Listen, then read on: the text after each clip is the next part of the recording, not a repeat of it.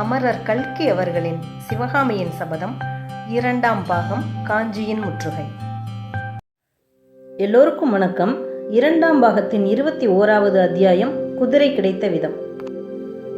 கடந்த பதிவில் காஞ்சியை விட்டு கிளம்பின ஆயனரையும் சிவகாமியும் சந்தித்த குண்டோதரன் ஆயனரோட வீட்டுக்கு நரசிம்மவர்மரும் தளபதி பரஞ்சோதியும் வந்ததையும் வீடு பூட்டி இருந்ததை பார்த்து மாமல்லர் கோபமாக திரும்பியதையும் கூறினதை பார்த்தோம்.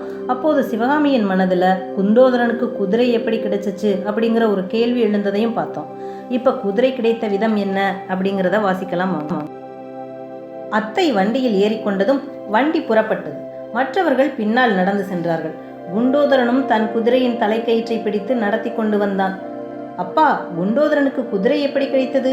அதை சொல்லும்படி கேளுங்கள் என்றாள் சிவகாமி. குண்டோதரனுக்கு குதிரை ஏற தெரியும் என்றே எனக்கு தெரியாது அம்மா. குண்டோதரா, நீ எப்போது குதிரை ஏற்றம் கற்றுக்கொண்டாய் என்று கேட்டார் ஆயனர். குருவே, உலகத்தை துறந்து காவி துணி புனைந்த புத்த பிஷுக்கள் கூட இந்த நாளில் குதிரை ஏறுகிறார்களே. இந்த குதிரை கூட ஒரு இளம் புத்த பிஷு ஏறி கொண்டு வந்ததுதான்.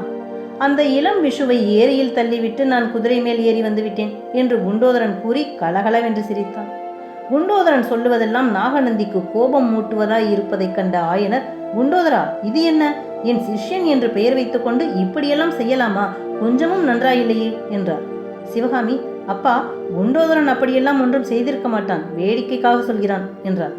இல்லை இல்லை, நிச்சயமாகத்தான் சொல்கிறேன். இங்கே இருந்து 2 காத தூரத்தில் சாலை ஓரமாக ஒரு ஏரி இருக்கிறதை நீங்கள் பார்க்கவில்லையா? அந்த ஏரியிலே தான் அந்த இளம் பிஷுவை தள்ளினேன் என்றான் குண்டோதரன். நாகநந்தி பெரிதும் கலக்கமடைந்த குரலில் ஆயனருக்கு மட்டும் கேட்கும்படியாக, சிற்பியாரே, என்ன நடந்தது என்று விவரமாய் கேளுங்கள் என்றார். ஆயனர் அவ்விதமே விவரமாய் சொல்லும்படி கேட்டதன் மேல் குண்டோதரன் சொன்னான், உங்களை வீட்டில் காணாமல், அடடா, நம்முடைய குரு இப்படி நம்மை கைவிட்டு விட்டு போய்விட்டாரே என்று நான் கவலையுடன் மரத்தடியில் படுத்து தூங்கிக் கொண்டிருந்தேன். பல குதிரைகள் வரும் சத்தம் கேட்டு விழித்து கொண்டு மரத்தடியில் மறைவில் இருந்தபடி பார்த்தேன்.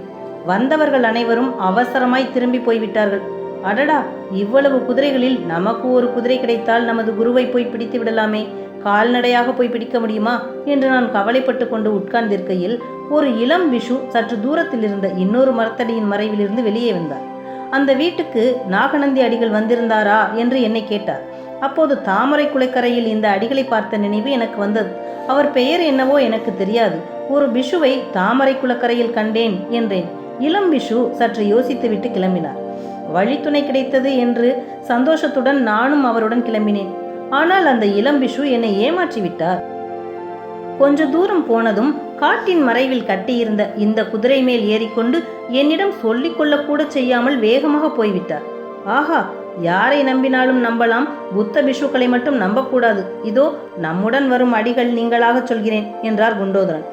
ஆயனர், குண்டோதரா, பெரியோர்களாகிய புத்த பிஷுக்களை பற்றி தூஷணை சொல்லாதே. பிறகு நீ என்ன செய்தாய் என்று சொல்லு என்றார். நானா? நான் என்ன செய்வது குருவே? நமக்கு குதிரை இல்லாமல் போனால் போகட்டும், கடவுள் கொடுத்த 2 கால்கள் இருக்கிறதல்லவா என்று எண்ணிக்கொண்டு கிளம்பினேன். 2 நாள் பிரயாணம் செய்ததில் கால்வலி கண்டு இன்று மத்தியானம் ஏரிக்கரையில் சாலை ஓரமாக உட்கார்ந்து கொண்டிருந்தேன். அப்போது பாருங்கள், அதே இளம் பிஷு குதிரை மேல் வந்தார். அடிகளே, இதென்ன? எனக்கு முன்னால் கிளம்பினீர்கள், பின்னால் வருகிறீர்களே என்று கேட்டேன். என்னை பார்த்ததில் அவருக்கு அதிக ஆச்சரியமாக போய்விட்டது. ஆமாம் அப்பா, இந்த காலத்தில் கால்நடை பிரயாணத்தை விட குதிரை பிரயாணம்தான் அதிக ஆபத்தாய் இருக்கிறது. பல்லவ ராஜாங்கம்தான் தரித்திரம் பிடித்த ராஜாங்கமாய் இருக்கிறதே. எங்கேயாவது குதிரையை கண்டால் யுத்தத்துக்கு வேண்டுமென்று கைப்பற்றிக் கொள்கிறார்களாமே, அதற்காக பயந்து பயந்து வர வேண்டியதாயிருந்தது என்றார். அப்புறம் பிஷு குதிரை மேலும் நான் கால்நடையாகவும் கொஞ்ச தூரம் வந்தோம். அப்போது பிஷு அடிக்கடி தாகமாயிருக்கிறது என்று சொல்லிக்கொண்டே வந்தார். அவர் மேல் எனக்கு மிகவும் பரிதாபம் உண்டாகிவிட்டது. அடிகளே, இந்த திவ்யமான ஏரியில் தண்ணீர் குடித்து தாகம் தணித்துக் கொள்ளுங்களேன் என்று சொல்லி அவரை குதிரை மேலிருந்து ஒரு தள்ளினேன். பிஷு ஏரியில் விழுந்தார்.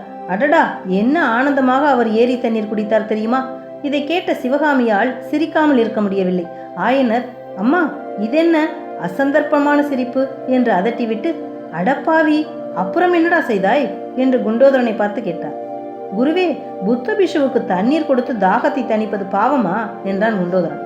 அப்புறம் என்ன செய்தாய் சொல் என்று ஆயனர் மிகவும் கடுமையான குரலில் கேட்டார். என்ன செய்தேனா? பிஷுவுக்கு நீந்த தெரியாதென்று தெரிந்ததும் கரையிலே கிடந்த அவருடைய மேல் வஸ்திரத்தை எடுத்து அதன் ஒரு முனையை கரையில் இருந்த மரத்தின் வேரில் கட்டினேன். இன்னொரு முனையை அவர் பிடித்து கொண்டதும், பிஷுவே, மெதுவாக கரையேறி வந்து சேருங்கள், நான் போகிறேன் என்றேன். அப்போது அவர், ஐயோ, ஓலை ஓலை என்று அலறினார். என்ன ஓலை என்று கேட்டேன். நாகநந்திக்கு கொண்டு வந்த ஓலை கரையிலே கிடக்கிறதா பார் என்றார்.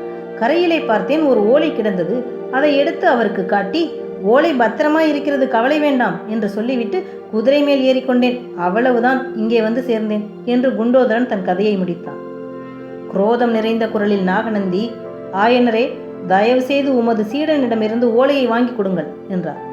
ஆயனரும் கலக்கத்துடன், குண்டோதரா, என் பெயரை கெடுக்கவா நீ என் சீடனானாய்? நல்ல காரியம் செய்தாய், போகட்டும், இவர்தான் நாகநந்தி அடிகள். அந்த ஓலையை கொண்டு வந்திருக்கிறாயா? இப்படி கொடு என்றார். குருவே, அப்படியா? நான் நினைத்தது நிஜமாய் போயிற்றே. இவர்தானா நாகநந்தி அடிகள்? சுவாமி, இதோ ஓலை என்று குண்டோதரன் நாகநந்தி அடிகளிடம் ஓலையை கொடுத்தான். அதை அவர் மௌனமாக வாங்கி கொண்டு சாலை மரங்களின் வழியாக வந்து கொண்டிருந்த நிலாக்கிரணங்களின் உதவியினால் படிக்க முயன்றார். ஆனால் படிக்க முடியவில்லை என்று தெரிந்தது. பிஷுவின் நடை முன்னை காட்டிலும் வேகத்தை அடைந்தது. அந்த சாலையின் வண்டி சத்தத்தையும் குதிரை சத்தத்தையும் மனிதர் காலடி சத்தத்தையும் தவிர மற்றபடி நிசப்தம் குடிகொண்டது. மனிதரின் பேச்சு சத்தம் அடியோடு நின்றது.